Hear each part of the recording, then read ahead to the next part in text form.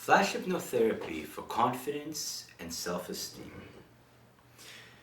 Besides the fact that a person wants to be confident, a person wants to feel good about themselves, but we have to understand what's spoken about over here. Flash hypnotherapy for confidence and self-esteem is the most important treatments that we have in flash hypnotherapy. First of all, as confidence and self-esteem is, God forbid, knocked down because of various reasons and things we go through, or just in general somebody's not so confident and not so comfortable around people. The lower the confidence, the lower the self-esteem, fears, worries. When I say fears, I don't mean phobias, I mean fears, worries, doubts, making decisions, feeling uncomfortable around people, saying no to people.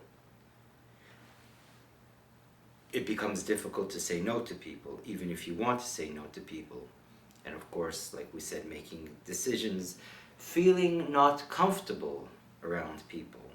These are all signs of low confidence, low self-esteem.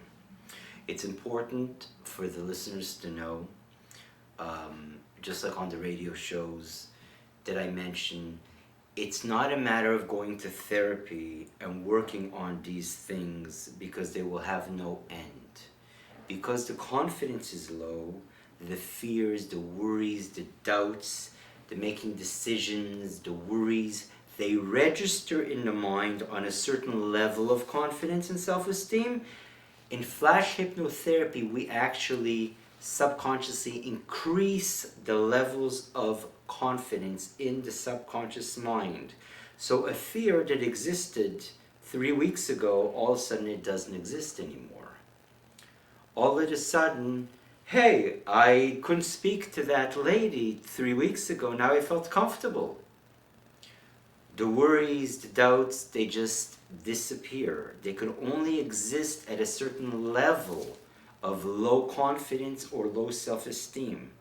By increasing that level, not only does the person feel good about themselves, but the fears, the worries, the doubts, the making decisions, the saying no to people, the feeling comfortable about people, with people, it changes.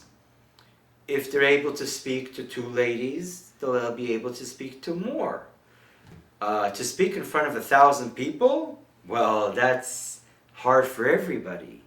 But slowly, as the confidence increases, the things that I mentioned slowly disappear.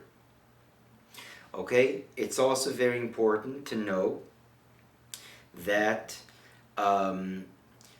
the way a person feels about themselves will depend on the level of confidence. In other words, if somebody gives criticism to you, and they're nervous, they're in a bad mood, this is how they are to everybody, it's not personal, but it affects me. I don't know why.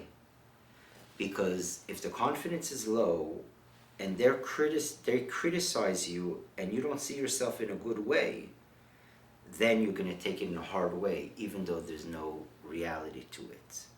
And the opposite, if the confidence is very high and somebody criticizes you, what's your problem? Why are you nervous? It won't fit in the way that you see yourself. So these things are very, very important. Also, when the confidence is low, a person is susceptible to all types of things. And also, if the confidence is low socially, it could really damage a child's future, a teenager's future. It could decide who we're going to marry. We might not feel that we deserve what we deserve.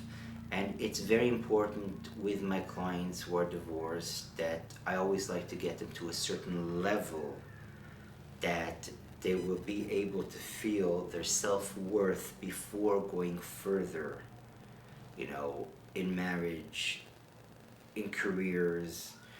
And that's what's important. The signs, like I mentioned before, of low confidence are going to be fears, worries, doubts, difficulties to make decisions, taking criticism hard, not accepting compliments, and like everything else, there are levels to the confidence and self-esteem. So if the listeners are are saying to themselves, I have some of these symptoms, but not all of them. So then there's different levels of confidence. And also socially, somebody whose confidence is very low, they might think, should I join these ladies that are having a conversation? Should I walk over to this person and speak to them? What should I say? And then they go and speak to them. And while they're speaking to them, am I saying the right thing? What do they think about what I said? And then they walk away. Did I say the right thing? What do they think about what I said? So there's different levels. If you have some of these, or your child has some of these, and they have problems in school, then it's very, very important to look further into flash hypnotherapy, which is the only therapy of its kind in terms of building up perceptions in the subconscious mind. Through therapy, through all types of treatments to build up confidence, to go to a therapist, yes, except for one problem. If somebody subconsciously doesn't see themselves in a positive way, all the positive and all the compliments and all the trying to build them up, most of it will be rejected because it doesn't fit. And that's their whole problem. And if somebody gives therapy that contradicts the reality in the child or the adult's subconscious mind because it's very low, it will be rejected and not accepted. Okay, and thank you so much for your time.